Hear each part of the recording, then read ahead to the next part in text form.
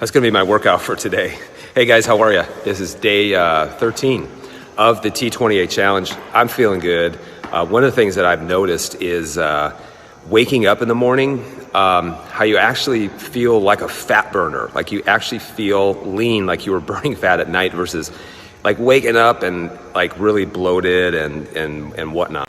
Today, what I want to talk to you is a little bit more about exercise. In particular, I want to talk to you about the best exercise that you should be doing that most people do everything in their power to avoid, and that is called the squat. If people said you can only do one exercise, I would say I would squat. And this would be the back squat, barbell back squat. This would be the barbell front squat, dumbbell front squats, overhead squats with a dumbbell, with a kettlebell, overhead squats with the barbell. You got goblet squats. So you got literally all these different squats and all of their different variations. The squat is actually something that you're born with. If you look at any 2-year-old, they can squat perfectly. It's an innate movement and you're born with it, which means if you can't squat anymore, it's because you lost the gift. So the squat is what most people actually lose as they get older because they don't do it anymore, they don't practice it, and it can take literally years to get back. I know for me, I couldn't even squat when I was in high school very well, and when I actually started squatting consistently, I was absolutely horrible at it. The form was horrible, my mobility was bad, and I've taken the last 8 years in working on trying to perfect it, and I'm still not there yet. But I'm a whole heck of a lot better, obviously, when I started, when I was 33 years of age. Why should you squat? Here's the thing with the squat. The squat, number one, is a functional movement, meaning you need this in everyday life. You need to get up from a chair. You need to get off the toilet. You need to, bend down and pick things up. You need the squat literally for everything.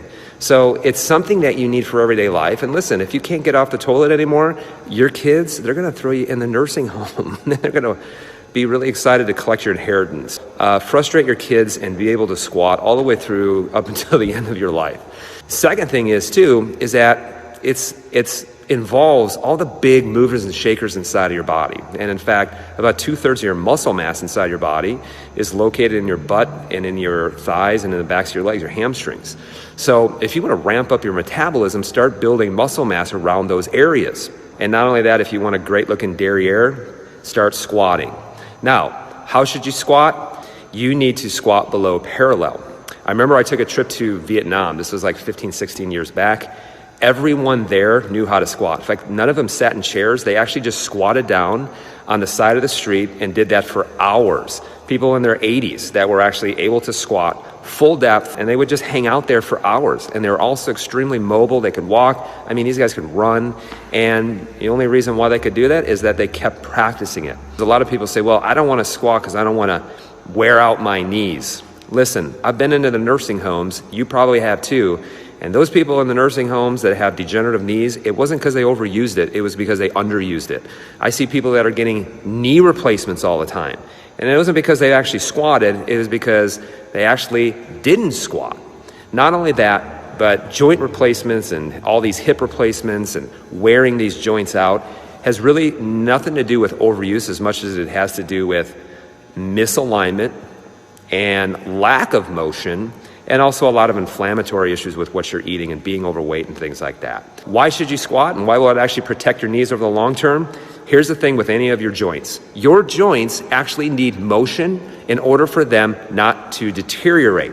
So your bones, your joint capsules, your articulating cartilage, the soft tissues around the knee or any joint for that matter, they need to be constantly moved in order to get nourishment. This is also true in the spine. That movement actually brings synovial fluid into the joint, and that synovial fluid contains nutrition specifically for the cartilage that helps to push out metabolic waste and helps to bring brand new nutrition in.